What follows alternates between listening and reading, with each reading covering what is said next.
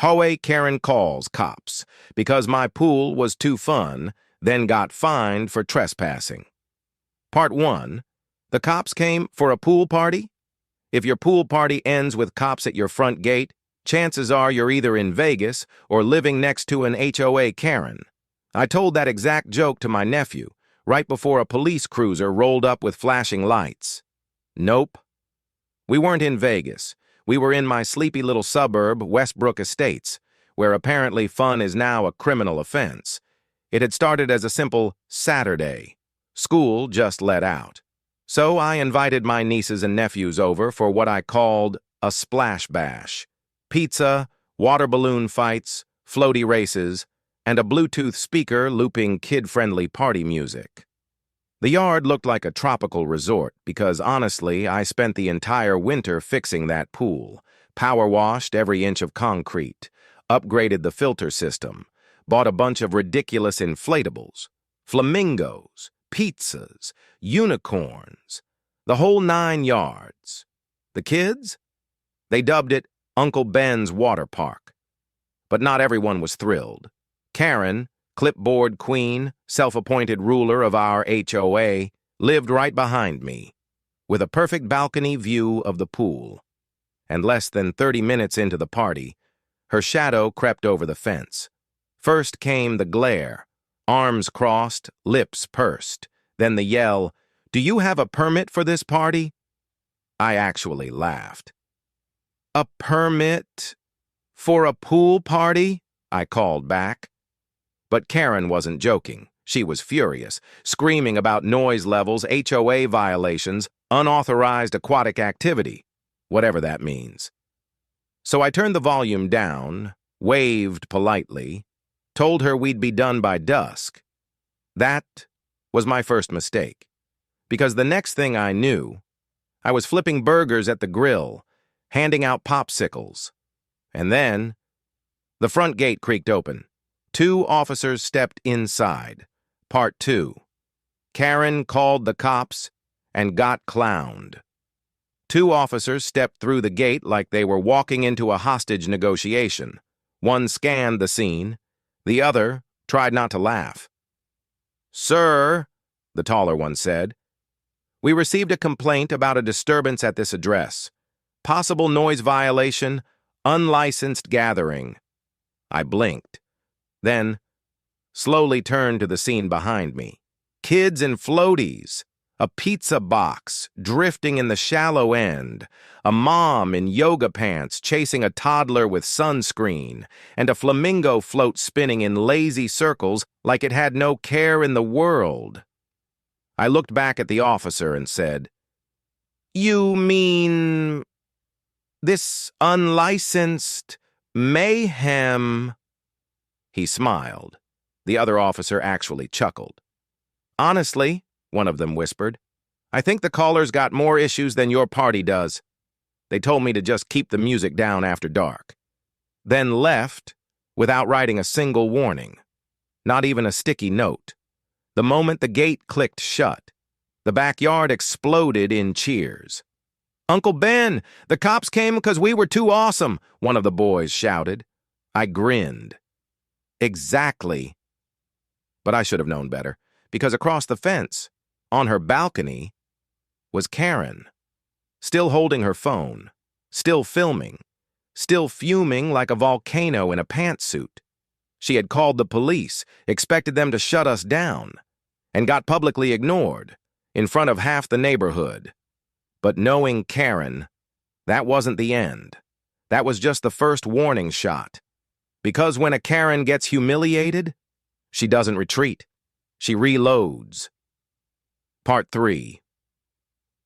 The HOA letter. That wasn't, and the nighttime spy. The next morning, I found a letter shoved under my door. Not mailed, not stamped, just stabbed through the gap like it had something to prove. HOA letterhead. Aggressive cursive. And an absurd tone that practically screamed, "Guess who?" "Dear resident, it has come to the attention of the HOA board that your recreational gathering may have violated several community standards. A formal review will commence if further infractions are reported. Sincerely, HOA Compliance Committee. I stared at the paper, then burst out laughing. Because here's the kicker. I was on the HOA board, and I sure as heck didn't write it. So I called up Dave, my neighbor, fellow board member, and professional drama detector. He snorted. Sounds like Karen's trying to stage a coup from her couch again. Apparently, she'd already hosted her own emergency compliance session, complete with snacks and revised bylaws she typed herself. Nobody went, except Karen. That's when it hit me. This wasn't about noise, or music, or floaties. It was about control. Karen didn't care that the kids were having fun. She cared that she hadn't approved it. In her world, if it didn't pass through her clipboard first, it was rebellion. I tried to ignore it. Figured she'd move on to yelling at someone's lawn gnome for being too whimsical. But I was wrong. So wrong. Because the next night, my backyard security cam lit up, and there she was, Karen, in yoga pants, crouched next to my pool like she was in a spy movie, except worse lighting and more paranoia. She had climbed over my side gate, no knock, no warning, just full-on trespassing, phone in hand, taking pictures of the LED lights, holding a measuring tape, even decibel meter. She was running a stealth pool inspection. At midnight, I stared at the footage, stunned, but also impressed. I mean, who gets so triggered by water balloons and music that they go full undercover agent in stretchy pants? But hey, now I had something even better than floaties. Proof, cold, hard, waterproof, proof. And Karen, she was about to find out that the real violation was hers. Part 4. Karen gets caught, and the HOA meeting erupts. I couldn't stop watching the footage. Karen sneaking across my yard like a raccoon with a clipboard, zooming in on pool toys, measuring the diving board like she was building a case for the Supreme Court. At one point, she even pointed her phone at my filter system, like it might start spewing radioactive waves. She didn't just trespass. She treated my backyard like a crime scene. I paused the clip, her frozen mid-measurement squatting next to a flamingo float, and leaned back in my chair. Unbelievable. And yet, so very Karen. So I backed up the footage, saved it to a USB, uploaded it to the cloud twice, emailed a copy to my cousin just in case. Then I called Dave. He showed up 20 minutes later with popcorn and a grin. The moment he saw the video, he cackled so hard I thought he might choke. She broke into your yard with a decibel meter? This is gold, man. But while Dave was laughing, I was already planning for what I knew would come next. And sure enough, 2 days later, another anonymous HOA letter arrived. Same passive-aggressive font, same overdramatic tone. This time I was accused of excessive aquatic display. What even is that? Was I being charged with making my pool too fun, too blue, too splashy? But here's the wildest part. Attached to the letter was a photo of my backyard, taken from inside the fence. She had submitted her own trespassing photo as evidence. That was the final straw. I printed the photo, brought the video, and went straight to the next official HOA meeting. Normally, 5 people show up, plus one retired guy who thinks it's bingo night. But this time, it was standing room only. Karen had invited half the block, armed with snacks, a slideshow, and sugar-free cookies to sweeten the attack. She started her presentation with a dramatic flair, a photo of my pool filled with kids and floaties. This, she declared, is the chaos we're allowing. Unregulated guests, unauthorized flamingos, unsanctioned joy. Frank, the HOA president, A quiet accountant with a permanent squint leaned forward. "Karen, are those floaties?" "Yes," she snapped. "Unsanctioned ones." A chuckle rippled through the room. Then someone in the back, probably Mrs. Teller, whispered, "My grandson would love that flamingo." Karen's face turned beet red. Then she made the mistake. The big one. She put up a slide showing herself in my yard.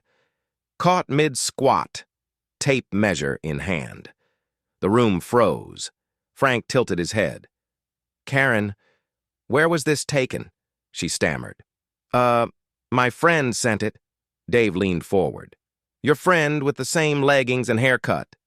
Karen looked like a busted mime. I stood up, held up my property deed. "This is private land. No HOA rule was broken. But I do have something you might want to see." I clicked play on the security footage. Karen, hopping the gate, poking floaties, measuring my diving board in full suburban stealth mode. Gasps. Laughter. Even the confused retiree dropped his cookie. Frank rubbed his temples. "Karen, this is trespassing," she blurted. "He's disturbing the peace." I held up a copy of the police report from the party. "No violations." Officers stayed for pizza. That broke the room. Laughter exploded. Karen, flushed and flustered, sat down. Lips so tight they might have sealed shut forever. The meeting ended with a motion to review Karen's conduct as a board member. Dave whispered, "That's HOA speak for you're fired." And I went home. No music, no lights, just me, a lawn chair, and the sweet silence of victory. At least, for now. Part 5. Karen declares war, one fake flyer at a time. I thought the HOA meeting would cool her jets. I mean, she got exposed, literally on camera, for trespassing in my yard with a measuring tape like she was mapping Area 51. She got publicly embarrassed, got hit with a formal HOA review. Heck, even the sugar-free cookies didn't save her that night. But Karen... oh no. She didn't retreat. She regrouped, and a few days later, that's when the flyers started. They showed up under doormats, wedged in mailboxes, taped to front doors like urgent notices from the fun police.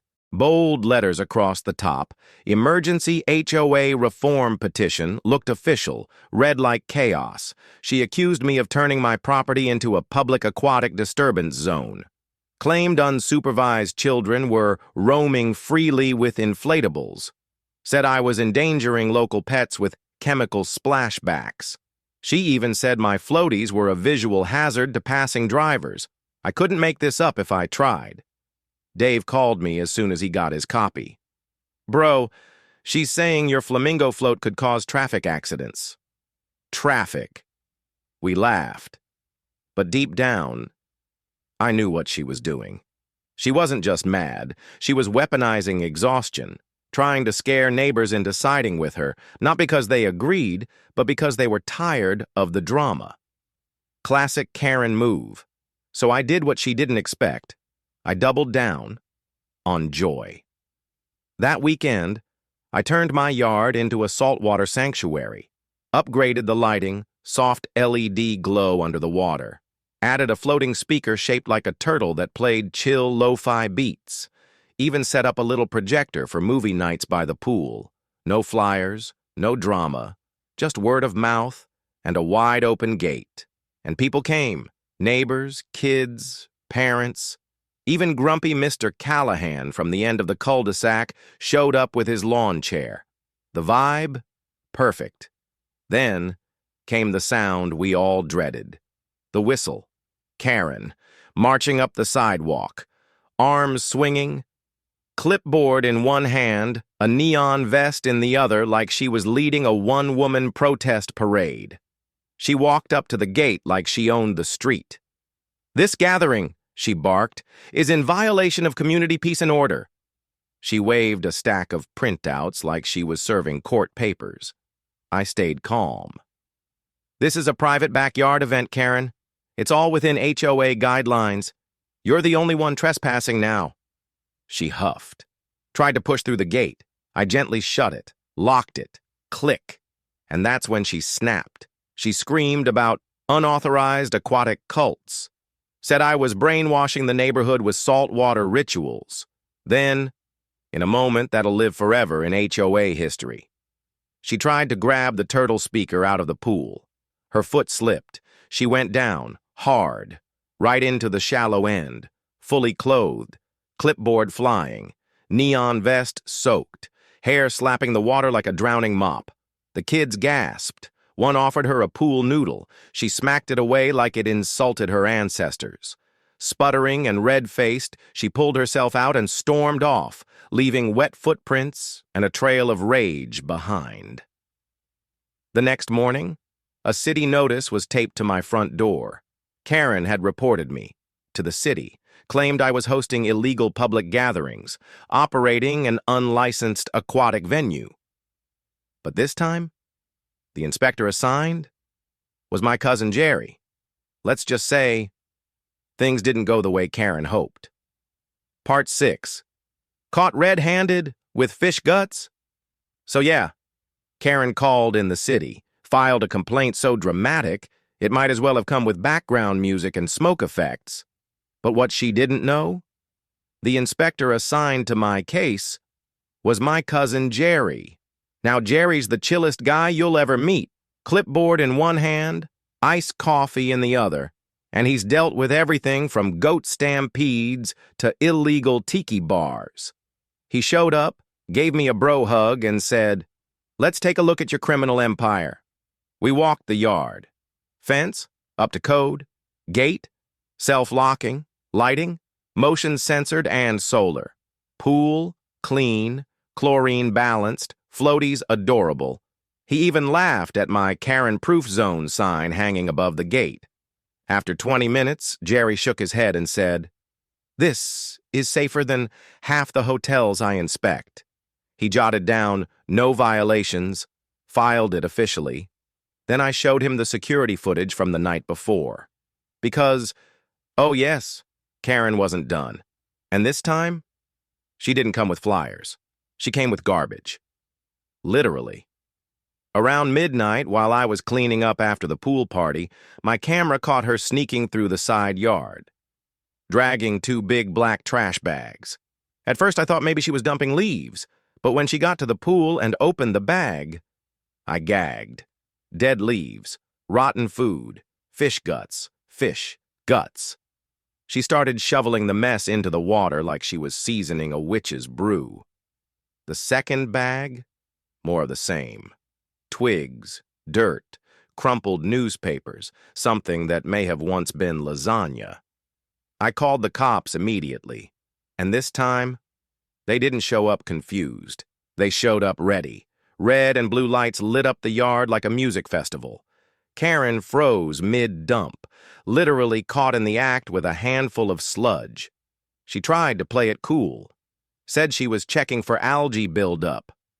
Jerry was standing right there. He looked at the cops, looked at me, then said, "Well, that's one way to test water quality." They cuffed her. She screamed about saving the neighborhood and toxic water vapors threatening the HOA spirit. One of the officers calmly asked, "By throwing fish guts into someone's pool?"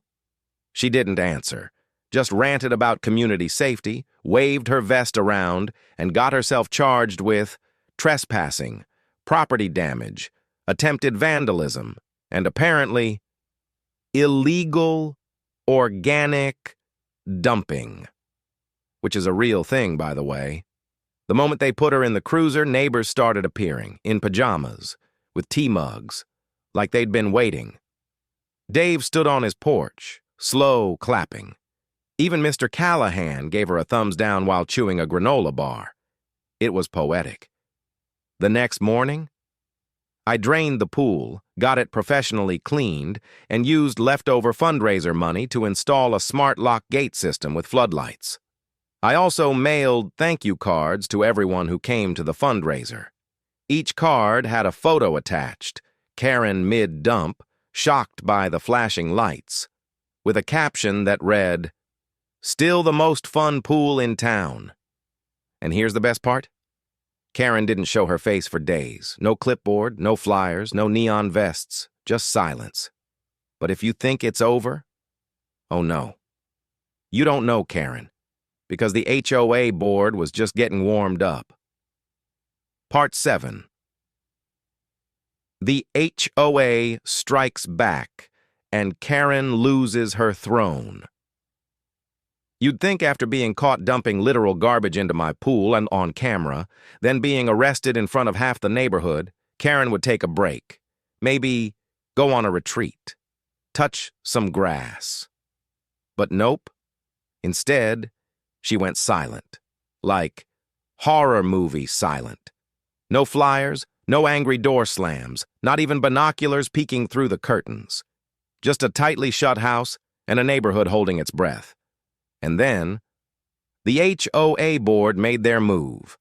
Dave, now temporarily leading the HOA, and Frank, our accountant-turned-hero, called for an emergency meeting, a full-on community gathering.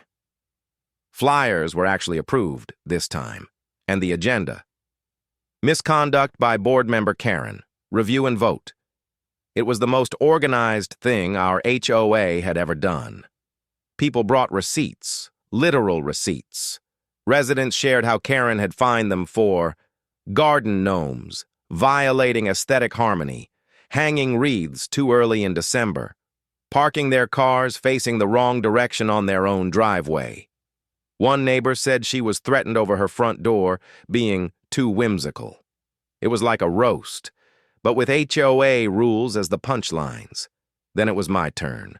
I stood up, played the footage, again. Karen, in the dark, dumping sludge, drenched in guilt, and fish guts. The gasps were louder this time. Someone shouted, "That's beyond HOA, that's felony HOA." Even Frank, the most neutral man alive, looked like he wanted to throw his clipboard across the room. Karen, she just sat in the corner, arms crossed, lips tight, that same burning stare, but no words. For the first time, Karen had nothing to say. And when it came time to vote, the results weren't even close. 90% voted to remove her from the HOA board. No more emergency policy memos, no more self-appointed patrols, no more declaring war on inflatable flamingos. Just silence. Dave took over as interim HOA chair. And right after the meeting ended, someone walked up to the board and whispered, "Can we throw a pool party to celebrate?" Everyone laughed. That night, I sat in my backyard, quiet for once, sipping lemonade, looking out at my pool under the soft glow of string lights. No drama, no cops, no Karen, just peace, and the soft splash of a noodle battle between two kids still wearing goggles from earlier. But deep down, I knew this wasn't over. People like Karen don't go away quietly. They just retreat and reload. And based on the twitch in her jaw as she left the meeting, yeah, she was definitely reloading. Part 8. Karen's Last Stand and the Great Neighborhood Pool Day. It started with a sign. Bright yellow, bold font, zip-tied to the grass strip in front of my house like it was warning of radioactive fallout. Noise pollution zone, children at play, may be subject to unregulated audio levels. File complaints immediately. At first I laughed. I mean, come on. She laminated it. But by noon, 2 more popped up. One outside Dave's house, another by the park, each with some nonsense like, "Emergency sound restrictions in effect. Community harmony requires absolute silence." It was like she was trying to turn the whole cul-de-sac into a library zone. Next came the flyers, claims that my pool was the source of rodent activity. Accused me of wasteful water use during a drought. Even had a photoshopped image of rats on my floaties. One still had a watermark on it. Dave found one taped to his door, held it up and muttered, She's not even trying anymore." I didn't take the bait, didn't yell, didn't knock on her door, didn't feed the troll. Instead, I collected every flyer, every sign, every unhinged accusation, and forwarded it to Frank. And then, I launched Operation Joy Over Drama. We announced a neighborhood pool day. All donations go to the local animal shelter, water balloon, dodgeball tournament, grill station, plus free lemonade, pool float races and splash contests, no printed invites, no flyers, just word of mouth and open gates. And when the day came, the turnout? Massive. Over 100 people. Kids ran barefoot with floaties around their waists. Parents lounged in lawn chairs. Even grumpy Mr. Callahan brought his lawn umbrella and stayed all day. It was like the soul of the neighborhood had come back to life. Then, like clockwork, Karen arrived. Sunglasses, clipboard, reflective vest like she was about to direct traffic at Coachella. She stood across the street recording everything, mumbling into her phone. Unauthorized event, food violations, community hazard. At one point, she tried to hand a flyer to a kid. The kid looked at it, said, "Is this a joke?" and used it as a plate for nachos. But later that night, her final mistake. I was cleaning up when my motion sensor lights flicked on. I opened the camera feed, and there she was, Karen, dragging 2 large black trash bags behind her.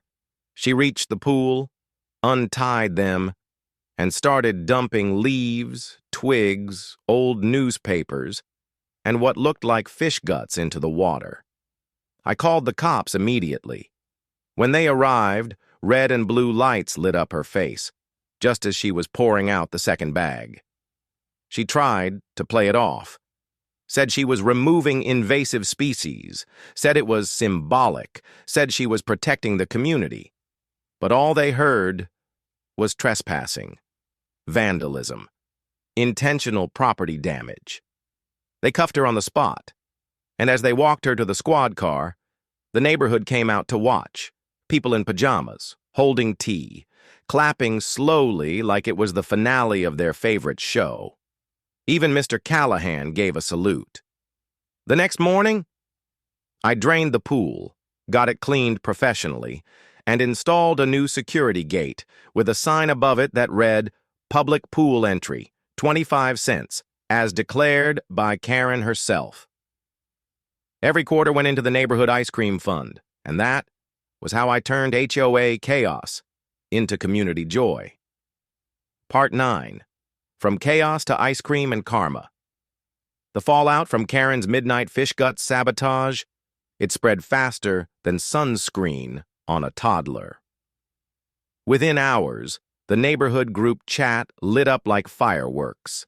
Someone had snapped a photo of Karen getting cuffed next to the pool, eyes wide, fish sludge still clinging to her shoes, and turned it into a meme. Neighborhood Watch, Final Boss Mode. By lunchtime, it had been remixed into at least 3 GIFs and 1 t-shirt design. Kids started calling her Captain Codfish. Dave? He updated the HOA website's header to a cartoon pool float, shaped like a sardine can. But Karen? Vanished. Blinds drawn. No mail collected. Porch lights off. It was the quietest the street had ever been. You'd think that was the end, right? But no. Karen's antics had sparked a revolution. Frank, now HOA president, announced an emergency review of all bylaws she had ever proposed. Gone were the seasonal floaty color chart, the no whistling after 6 p.m. rule, the 1 wind chime per home mandate. Even the HOA newsletter got rebranded, now called the Splash Report, where joy is legal. But me? I wasn't done either. Karen had tried to destroy my backyard oasis, so I decided to turn it into the heart of the community. I installed a mini outdoor rinse station, a second snack table, labeled for humans and for dogs, a suggestion board titled "What Should We Add Next?" And the coin slot? Still there.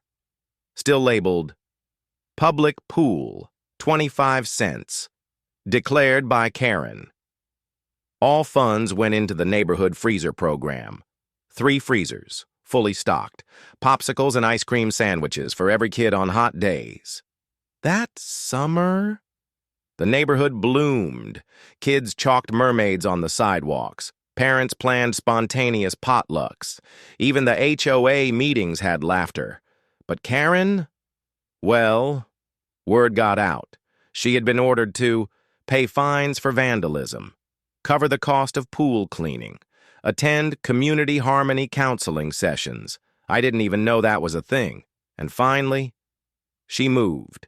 No for sale sign. No goodbye party. Just a moving truck, early one morning. And a quiet, shame-filled departure. I watched from my driveway, coffee in hand, while Pickles, now the neighborhood icon, sat beside me like a furry little sentinel. She didn't look at me, but I smiled anyway. She was headed to a gated condo community on the other side of town, one with no pools, no kids, no floaties, and most importantly, no joy. The irony? Perfect. That night, the whole neighborhood celebrated. No big bash, just peace.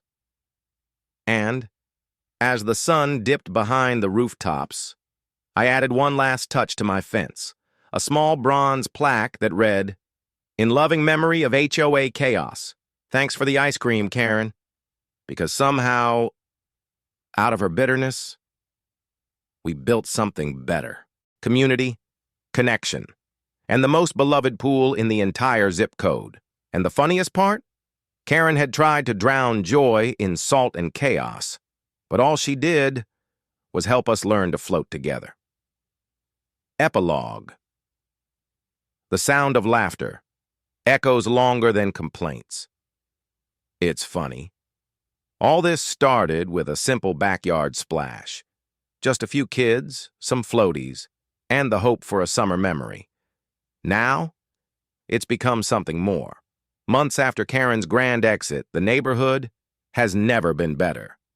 There's no more whispering about petty rules, no more nervous glances over fences, just peace. The coin slot is still there. The plaque beside it still makes people chuckle. And every now and then, someone drops a quarter in, even if the gate's already open. Just for the tradition. The community freezers stay stocked, not just by me, but by everyone. Parents drop off ice cream after Costco runs. Teens volunteer to refill water bowls for the dogs. Dave even runs floaty maintenance checks, like a lifeguard with a toolbox. The HOA now plans quarterly fun days, and last month they made it official. My yard, once a disturbance, is now a designated community gathering zone. Funny how that works. As for Pickles, he still trots across the street every morning like clockwork, still does a little shake at the gate, still floats on his pizza slice raft like a soggy king. But there's something new, too. Karen left something behind. Her old clipboard. Dave found it in the HOA storage room, dusty, forgotten. We turned it into art. It now hangs on the side of the pool shed, framed, beneath a sign that reads, "Retired, one era of control," replaced with laughter, lemonade, and community. Some say it's petty, but to us, it's a reminder that even the loudest complaints fade. But laughter, joy, connection, those ripple out like waves, long after the shouting stops. And maybe that's the biggest revenge of all. We didn't just win back a pool, we won back each other, one cannonball at a time.